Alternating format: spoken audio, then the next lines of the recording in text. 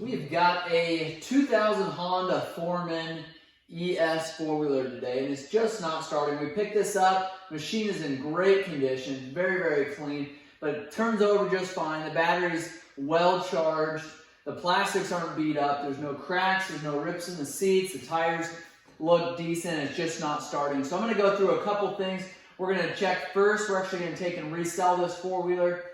We bought it knowing that it didn't run, and just planned on doing possibly a carb clean. They did say that it leaked fuel. I opened up the gas cap there. There's fuel in it, and the fuel is still on. That tells me that probably our fuel petcock is bad, not allowing fuel in, or our float is stuck on our carburetor. I've done several videos on carb cleans on this 450 model. Check those out on our channel. I just wanted to go through a couple things we're going to test. Turns over so well, kind of makes me think that maybe there's not spark.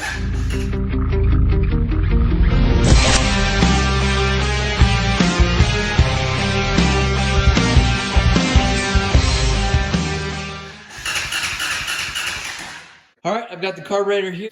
Now I'm going to take and I'm going to dismantle this carburetor, show you how to do that and what we need to do to get this thing in great shape again. Okay, on the bottom of your carburetor here, you've got your drain line here. Obviously, we've got a crack, so we're going to replace that. And then our other vent line here, we've got fuel leaking out, which is pretty typical, but we're going to go through this at this point and clean it up real good. All right, for those of you that were making fun of my gloves that I put on earlier, if you were to come over here and smell the stench of this fuel, you would know why I have these gloves on at this point. We've had fuel drain out of our vent lines here, which I said is fairly common. I'm gonna now take and remove this bowl, see what our float valve looks like underneath of there. Gonna pull our diaphragm and our plunger off down here. We're gonna go through, we're gonna put this in the ultrasonic cleaner, just make it spick and span, and then we're going to put our new carb kit in there, which will include a needle valve. So first things first, I'm going to take carbon choke cleaner, spray this off really good because I don't want to add more dirt and debris down into that carburetor than what's already in there. And this just gave me a fantastic video idea. I don't know how many times I get messages that people tell me they've done a carb clean on their carburetors, and this is what it looks like. Done a carb clean? No, that's absolutely not a carb clean. We're going to do a carb clean for you. Spraying it with carbon choke cleaner, just like this, that's not a carb clean. This just is cleaning it off so we can do the carb clean. Keep that in mind. Don't just stop the video here and say, I did a carb clean. No, you didn't do a carb clean. Our slide goes up just fine. Unfortunately, it doesn't go down just fine. Notice that's stuck there. You don't want that to happen. You want that to come back down immediately. So, and a lot of times that happens if you get fuel up here, if you get dirt and debris up here, if our slide there has got debris stuck to it. You can see in our video here, we've got, this carburetor is full of gummed up fuel. I'm not going to say what kind of fuel people are running in these, but it shouldn't be ran in there. Okay, I'm going to take now and I'm going to pull your bowl off. So again, 4 Phillips screws. A lot of times what happens is people go Hulk mode on these bottom screws here. They're small screws going into an aluminum carburetor. If you've got a good seal on your carburetor, you don't need to go Hulk mode on these screws. A lot of times you'll see these are completely rounded off. It's because people just go absolutely bonkers when they torque these down for no reason. They think they're going to take a bad seal and make it good again by tightening these screws down. So keep that in mind. You don't actually have to tighten these down an insane amount for that to do the job. Take now. Oh my goodness, what a carburetor here. So this isn't out of the ordinary here. This will be fairly easy to clean up and get back in running condition again. Take a look at that. You can see the dirt and debris and the bad gummed up fuel that's in here. Not a surprise at all that this carburetor was not functioning properly. So we're going to pull the top off. I'm guessing we're going to find something real similar to that in the top there. I'm going to pull these jets out here. Like I said, I'm going to replace a lot of these parts with new parts, as well as our float valve underneath here. To get this out, and I don't show this in a lot of videos. See what I did there? I've got a cap off of an old carburetor. I stuck it underneath of that post there because you do not want to break these posts off here. And you can do that by taking a pick, taking something I'd suggest not using a hammer and just tapping on it. If you have to tap too hard without supporting that post underneath it there, you're just going to take and snap that post off. So keep that in mind. You want to make sure you do not break this post off, or you'll just be replacing that carburetor, and there's no need for it when you can just take and support underneath of that post there. That's the best thing that you can do. Pull that pin off of there. Pull our float off of there and our needle there. You can see there, maybe you can't in our video here, but this valve here is grooved. That may have been what started all of the issues here. The other thing, this needle valve here is in a pretty rough condition. These can't be replaced, unfortunately. They're pressed in there, but you can replace the float valve here, which 9 times out of 10 takes care of your leaking fuel problem. The other thing that's unfortunate is you can't adjust the float valve on this float here. A lot of times there's an aluminum tab that runs across here that you can push up or down to kind of take care of some of those imperfections there. This one you can't, so you just got to replace that needle valve. So next thing we're going to do, we're actually going to take and clean this out with carbon choke cleaner, clean all that dirt and debris out of there so we don't throw that in the ultrasonic cleaner. Now I'm going to take a flat screwdriver there, and I like to get a fairly good size one so that we're not rounding off these jets. If you get a screwdriver that's too small and you put it on those jets there, what you're going to do is just round off the top of those jets. So if you grab a larger screwdriver, one that obviously still fits in the slot there, you can take and safely pull these jets out of there. So got both of those removed. And now the bottom of this carburetor is ready to be cleaned and gone through. Here's your pilot jet there. More than likely, you're not going to be able to see through that at all. Your main jet here, you can't even see through. So I'm pretty confident to say you're not going to be able to see through that pilot jet. Pull the top cap off of here. What I do is I'll take my finger, put it on the top of this cap here, and so that underneath here is a spring and a diaphragm. You want to make sure that this spring doesn't fly out, and it's not going to go flying everywhere. There's not a ton of pressure on it. Could potentially damage your diaphragm there. Okay, got that removed. Those screws are removed there. Take that cap off. Very carefully do that. Oh, shoot. Very carefully do that, because if this diaphragm is stuck to your actual top cap there, you could rip it when you pull it off. It looks very, very thin. My guess would be because of that carbon choke cleaner that I sprayed in here earlier. Not a great idea to do that, but I thought that maybe we could get away with it. You can see there how thin that looks.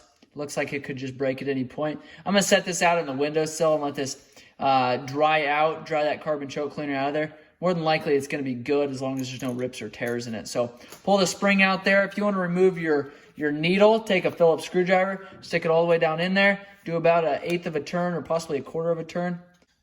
Pull that out just like that. And you can see there what holds that in there is the grooves on there. So set that aside. Now we can take and push our needle out of there. Careful when you're tipping this upside down. There is a very, very small washer down in there.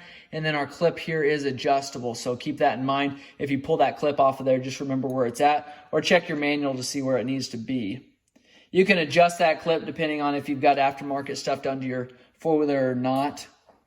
Now I'm going to pull these vent lines off of here. I'm going to take and pull this diaphragm off the bottom of this bowl here and clean that out really good. I'm going to take and soak this in the ultrasonic cleaner, get this cleaned up so it's in perfect condition. I'll shoot you a video when I'm finished with that. Honda Foreman 450 carburetor ready to go back together here. I purchased a rebuild kit from Moose. There is a lot of aftermarket, unbranded, knockoff carb kits that are sold online. I just want to make sure that I got a quality kit. It's going to come with all the pieces that I need.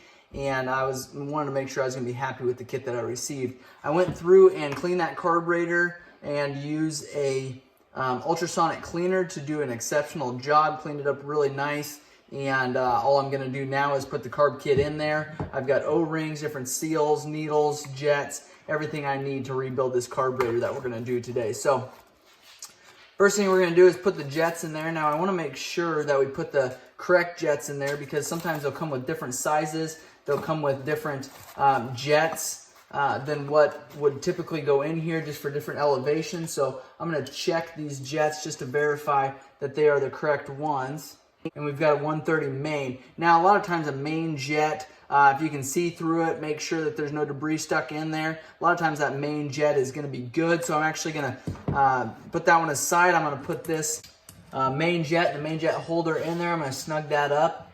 Now I've got our pilot jet that is here. And that's actually the same thing. It's actually really clean, looks in good condition, but a pilot jet can sometimes will tend to have debris build up on the side of it there. I'm actually going to put a new pilot jet in there. I'm going to take a screwdriver now and tighten these both down here. The pilot jet works when you are starting the four-wheeler all the way up into about a quarter throttle, and that's when the main jet takes over. We'll take a 7mm and snug that main jet holder up and that main jet as well. We've got a rubber cap on there, and that rubber cap actually slides down into place there, and it should be snug enough to hold on its own. We've got a secondary main jet coming in from the side there. We've actually taken that out with a screwdriver and cleaned that out, made sure that it was in good condition. All right, next thing we're gonna do is put our needle valve in there, and a lot of times this is the reason why we even need to put a carb kit in there, is because of this needle valve here sits on this float assembly and just sits in that groove there and slides down into that seat there. Now, a lot of times that seat can be squared off, it can be damaged, it could have debris stuck in there. It comes from the fuel tank, and this port here comes down through here and will release that fuel into the bottom bowl of your carburetor. Now you want to make sure that that's cleaned out and in good condition before going back together with this. So I'm going to slide that in there. That's in good condition there. Take our pin then and run it in there.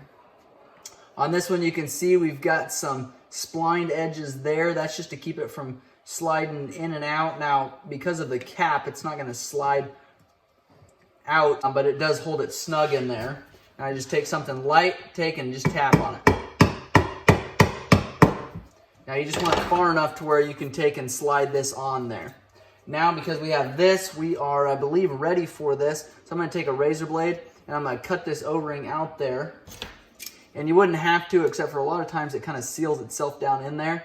And I'm not going to do this over top of our carburetor because there probably would be chunks of rubber that actually drop off of here. So you can see that O-ring there just comes apart in pieces. All right, we've got that bowl there ready for the new O-ring here. And this is a specific O-ring. It's got the circle in it.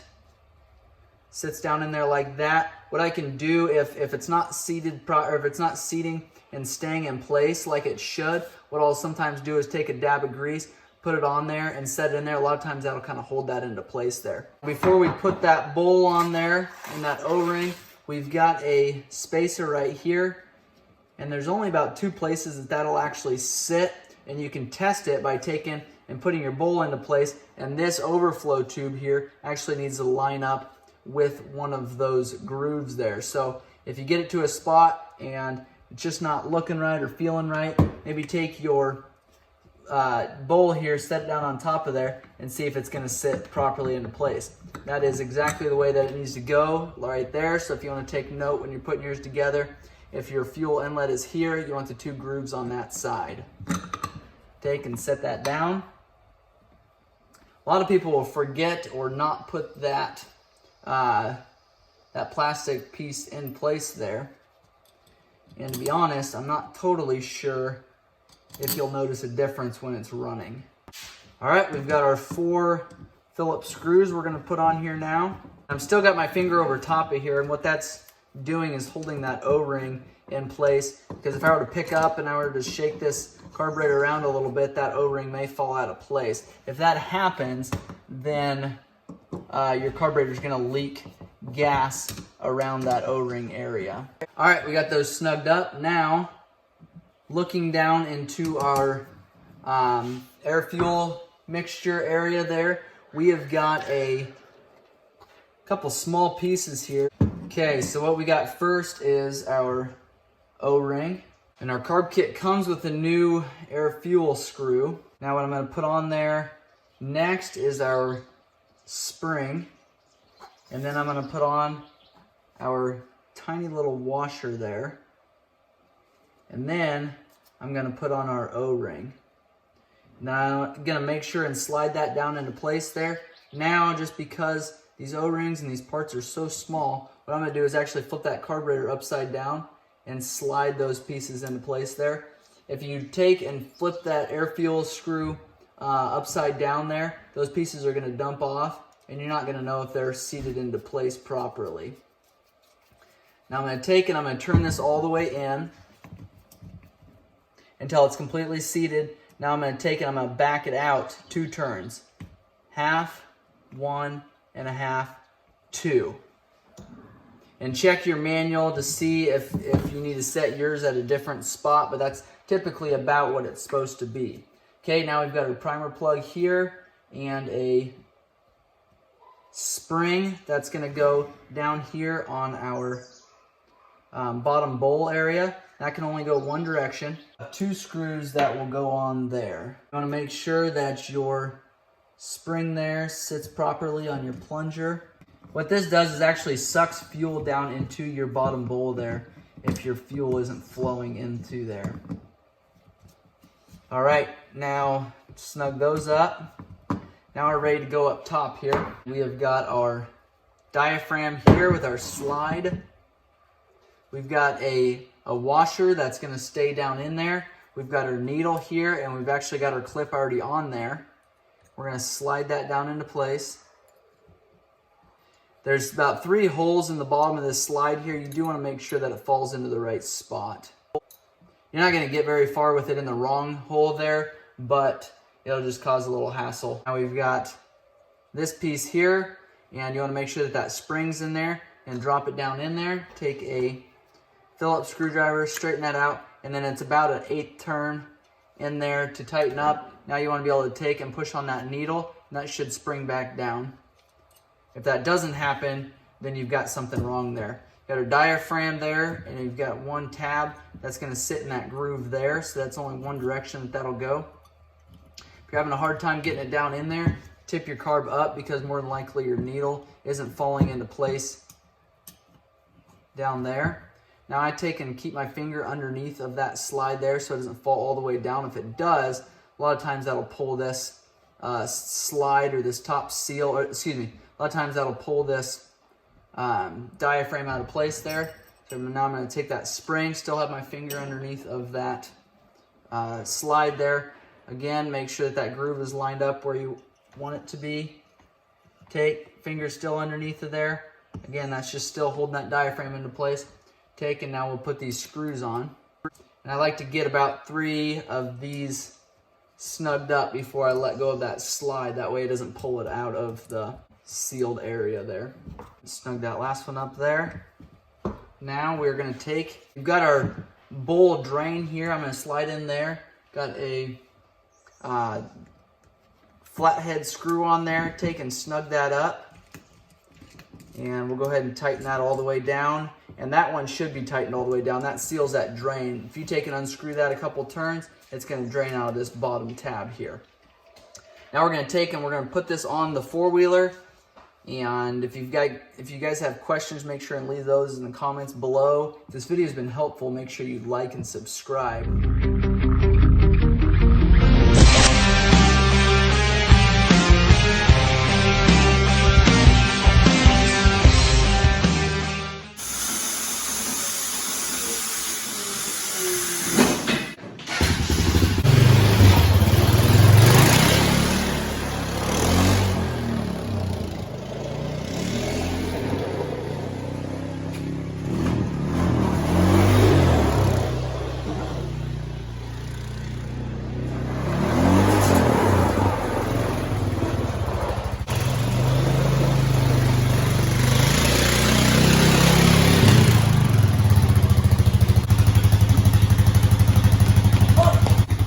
All right, we've got this Honda Foreman 450 ES. It's electric shift, obviously electric start, running good, no issues there. Tires are in great shape.